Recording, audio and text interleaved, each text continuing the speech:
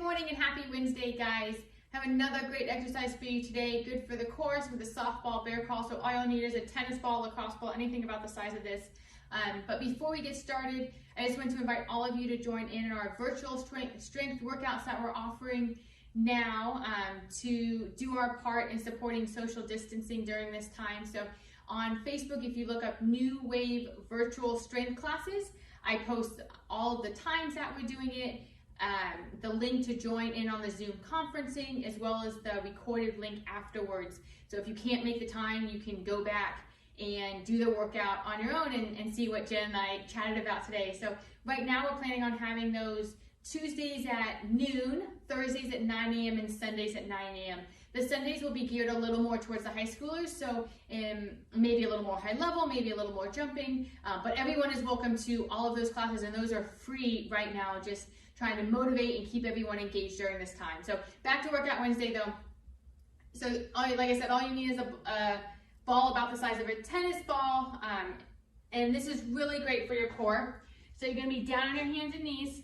You're gonna place this ball in the small of your back here. I don't want you to arch it too much, but there's gonna be a little bit of natural arch in your back there, okay?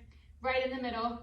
When you're on your hands and knees, you're gonna lift your knees up off the floor, and then you're gonna do a bear crawl, walking forwards, trying not to have the ball drop, okay? You can move forward and backwards, but you don't want it to drop to one side. So you just a couple steps forward, and then a couple steps backwards. Okay, try to keep that back nice and level, try to keep that ball on your back. So this really will show you if you have any kind of imbalances in your core, if you're not holding that core in, you're allowing your hips to sway or drop one way to the other, that ball's gonna fall off. So a great one for just recruiting that core, making sure you're recruiting it right. Not a super strength-based one, but I think really great in just teaching you how to engage the core and make sure that you are able to engage it in a dynamic fashion as you're moving your arms and legs around. So I would start with doing, once you get this down and can keep the ball in place, start with doing about 10 steps forward, 10 steps back, maybe 2 or 3 times. I don't know if you necessarily need to even do more than that. You could pick up the speed a little bit, but the first couple times you do it, if once you get the ball on your back here and it just keeps falling off when you try to walk, if you just bring your knees up and then bring your knees down. So that would be the first thing. Then bring your knees up and then bring one hand forward and then bring it back, okay?